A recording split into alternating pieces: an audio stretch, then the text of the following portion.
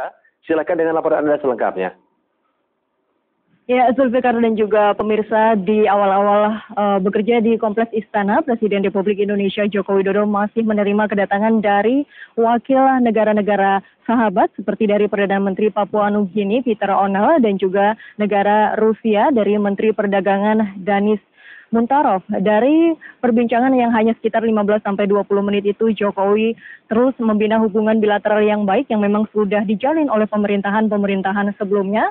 Dan untuk negara Papua Nugini sendiri, Jokowi akan menjalin iklim investasi yang baik yang akan menguntungkan kedua belah pihak negara. Sementara untuk negara Rusia sendiri, Presiden Republik Indonesia ini akan membangun kerjasama di bidang ekonomi dan juga perdagangan yang akan bergerak di bidang sektor pertambangan. Dan pemirsa, terkait dengan pembicaraan Jokowi usai pelantikan di gedung DPR MPR Senayan Jakarta kemarin, Jokowi sempat menyebutkan hari ini akan mengumumkan porsi kementerian dan juga nama-nama menteri yang akan duduk di dalam kabinetnya. Namun sampai dengan sore hari ini, Presiden Republik Indonesia Joko Widodo belum mengumumkan nama-nama tersebut karena Jokowi sendiri masih menunggu rekomendasi dari KPK dan juga PPATK, di mana dari 43 nama yang disodorkan, ini diduga ada 4 nama yang masih ditelusuri oleh KPK dan juga PPATK yang diduga terkait dengan rekening yang mencurigakan dan juga diduga terkait kasus korupsi. Namun Jokowi sendiri memastikan nantinya orang-orang yang akan duduk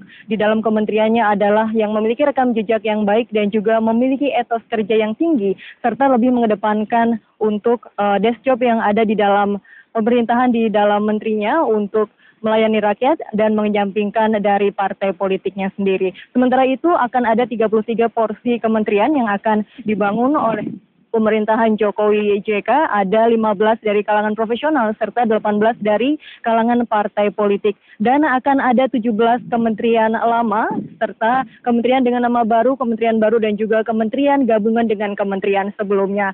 Dan Jokowi sendiri memastikan akan terus mengevaluasi dan sampai dengan saat ini sudah terus dilakukan pemanggilan terhadap kandidat-kandidat atau nama-nama yang nantinya akan duduk di kabinet Jokowi JK. Sampai hari ini, siang tadi sendiri ada ketua dari Partai Kebangkitan Bangsa Muhaimin Iskandar atau yang biasa disakrab dengan Caimin serta Arya Bima yang sedang melakukan rapat tertutup dengan Jokowi yang akan memastikan bahwa secepatnya mungkin hari ini atau juga besok akan diumumkan nama-nama menteri dan dipastikan akan dilakukan di luar istana, yaitu di tempat khusus seperti yang biasa dilakukan oleh Jokowi dalam melakukan terobosan-terobosan baru. Sementara itu untuk wakil presiden sendiri dari Yusuf Kala juga mengadakan pertemuan dengan tamu-tamu negara sahabat. Dan pemirsa, demikian informasi yang dapat kami sampaikan. Untuk hari-hari pertama sendiri, Jokowi tadi siang setelah bertemu dengan Perdana Menteri Papua Nugini dan juga Menteri Perdagangan dari Rusia, Jokowi juga masih menjadwalkan untuk bertemu dengan Perdana Menteri Cina. Dan pemirsa, itulah hari-hari di mana Jokowi saat ini masih menelusuri siapa nama-nama menteri yang nantinya akan diumumkan. Dan berikut liputannya. Tidak mungkin saya sampaikan. Berapa orang, Pak? Apalagi itu.